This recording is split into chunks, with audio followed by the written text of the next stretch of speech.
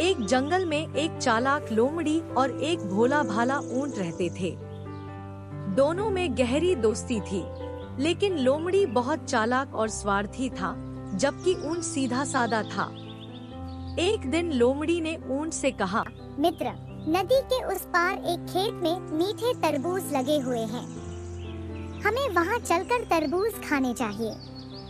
ऊंट को यह सुझाव अच्छा लगा और लोमड़ी उसकी पीठ पर बैठकर नदी पार कर गया। खेत में पहुंचकर दोनों तरबूज खाने लगे। ऊंट आराम से तरबूज चबाने लगा, जबकि लोमड़ी जल्दी जल्दी खाकर मांसाहारी भोजन की तलाश में इधर उधर भागने लगा। खाने के बाद लोमड़ी को अपनी शरारत सूझी।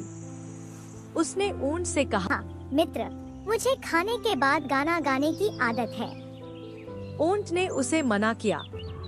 अरे भाई, अगर तूने आवाज की तो खेत का मालिक आ जाएगा और हमें पकड़ लेगा।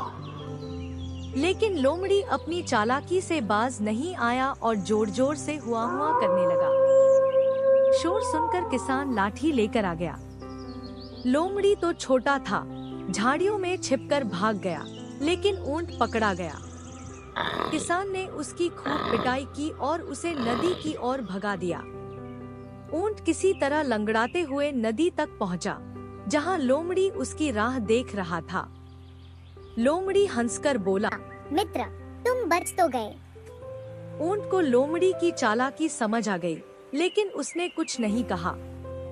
उसने लोमड़ी को फिर से अपनी पीठ पर बैठा लिया और नदी पार करने लगा। जब नदी के बीच में पहुँचे तो ऊंट रुक गया और बोला, मित्र, मुझे पेट भर जाने के बाद पानी में नहाने की आदत है। लोमड़ी घबरा गया और बोला, अरे नहीं, अगर तुमने ऐसा किया तो मैं डूब जाऊंगा। ऊंट मुस्कुराया और कहा, जिस तरह तुम्हें खाने के बाद गाने की आदत है, वैसे ही मुझे खाने के बाद नहाने की आदत। और यह कहकर वह नदी में लौटने लगा। लोमड़ी का संतुलन बिगड़ गया और वह नदी में गिर पड़ा। किसी तरह तैरकर वह किनारे पहुंचा, कांपते हुए जंगल की ओर भाग गया। उसे समझ आ गया कि चालाकी हमेशा नहीं चलती और अपने दोस्त के साथ धोखा करना ठीक नहीं।